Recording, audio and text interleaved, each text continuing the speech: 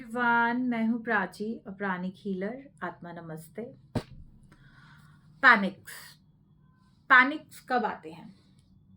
Panic तब आते हैं जब हमने बहुत टाइम से ये सोच रखा हो कि ये सिचुएशन हमारी लाइफ में नहीं हो सकती, ये नहीं होनी चाहिए, ये नहीं होगी, ये होना मेरे लिए ठीक नहीं है। और उसके साथ साथ अगर अ, हम हमारे अंदर पेशेंस ना हो, हम पेशेंस टॉलरेंस ना हो हमारे अंदर, देन हम पैनिक हो जाते हैं। लेकिन एक्चुअली पैनिकनेस आती कहाँ से है, एग्जैक्टली बनती कैसे है? मानो हमने कोई चीज चाहिए और हमारा कि ये वाली चीज हमारी लाइफ में नहीं होनी चाहिए। I do not want to lose this job, I do not want to lose this person. और अचानक से जब वो जॉब चली जाए या वो पर्सन चला जाए तो हम पैनिक हो जाएंगे, क्योंकि एक तो हमारे पास पेशेंस नहीं थी और उसके बाद वही हो गया जो हमने सोचा था कि ना हो।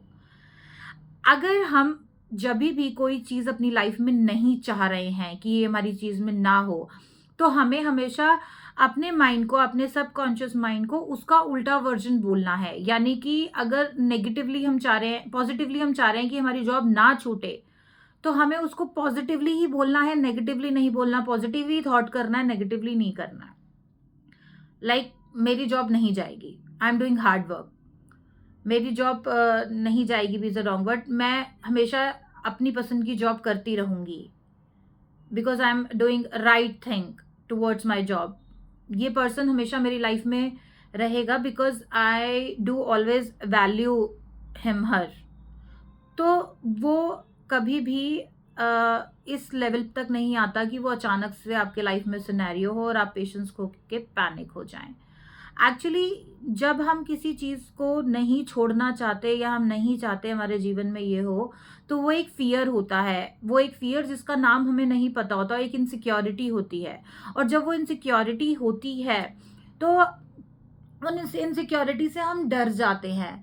और डरने के बाद हम ऐसा करते हैं, हाय राम, मेरी जॉब चली तो नहीं जाएगी, पता नहीं रिजल्ट में क्या आएगा, मेरी जॉब लगेगी या नहीं लगेगी, मेरी शादी होगी या नहीं होगी।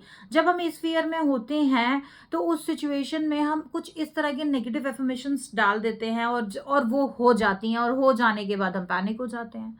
तो इसका सबसे सरल तरीका ये है कि whether you feel fear with anything, तो सबसे पहले आप अपने आप को कंफर्टेबल करें, गो विद द फ्लो। और आप फियर पे फोकस ना करके उसको डूज एंड डोंट्स के बीच में लेके जाएं और देखें कि अगर मैं क्या करूं ऐसा कि ये चीज मेरी लाइफ में, मैं अगर नहीं चाहता कि वो इंसान मुझे छोड़ के जाए या जॉब मेरे हाथ से चला जाए, तो मुझे क्या करना चाहिए। आप उस लेवल पे आए। लेकिन अगर आपको लगता है कि नहीं यार, मेरे को तो जा ही नहीं रहा, मेरा तो थिंकिंग लेवल ही नहीं हो रहा, मैं तो फियर के बीच में फंस चुका हूं, तो आप मेडिटेशन करें। Twin hearts meditation give you the ब्लास्टली, लाइक ऐसी ऐसी चीजें आपकी लाइफ में ठीक कर देता है, ऐसा सब फियर आपकी लाइफ में से हटा देता है। यू नेवर बिलीव कि ट्विन हार्ट्स मेडिटेशन कैसे काम करता है। जब आप करेंगे तो आप यू लाइक कि यार वाओ दिस इज। अगर आप मेडिटेशन करते हैं, मेडिटेशन मतलब प्राइमरी की पहले खुद से करने की कोशिश करें कि मुझे डूज एंड डोंट्स में जाना है और देखना है कि मुझे ये करना है जिसकी वजह से ये इंसान मेरी जिंदगी में रहे, ये चीजें मेरी जिंदगी में रहे, ये बात मेरी जिंदगी में रहे। वो नहीं हो पा रहा है तो डू मेडिटेशन। आपको लगता है कि यार मेडिटेशन के साथ मैं एनर्जीज के साथ कनेक्ट कर ही नहीं पा रही, कर ही नहीं पा रहा, तो मैं फिर आपको कहूंगी गो विद द हीलर।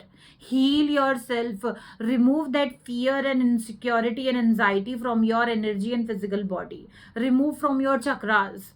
जब आप उसको रिमूव अच्छे से कर लेंगे तो आपकी बॉडी एक प्योर फॉर्म में होगी, तो आप अपने वो मछली की आंख देखकर आप अपने जीवन का हर टारगेट पूरा कर पाएंगे।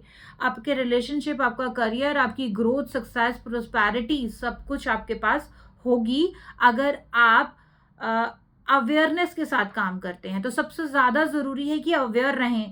पैनिक आ जाने के बाद अपने आप को सिंपैथी में मत लेके जाएं, अवेयर रहें कि ये क्यों हुआ और ये दोबारा नहीं होना चाहिए, उसके लिए मुझे क्या करना है। So life is a game, is a mystery.